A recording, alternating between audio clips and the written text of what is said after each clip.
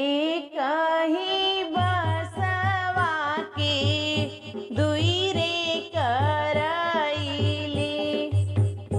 एक बांसुरी एक बांस जी,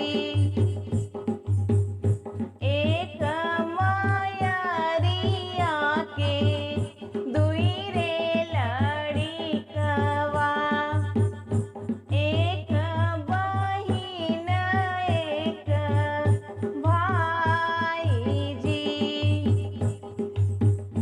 मैया कहाई बेटी नियरे बियाहबई, बाबा कहाई 10 कोस जी, भैया कहाई बहिनी काशी बियाहबई, भौजी कहाई दूर देश जी। मैया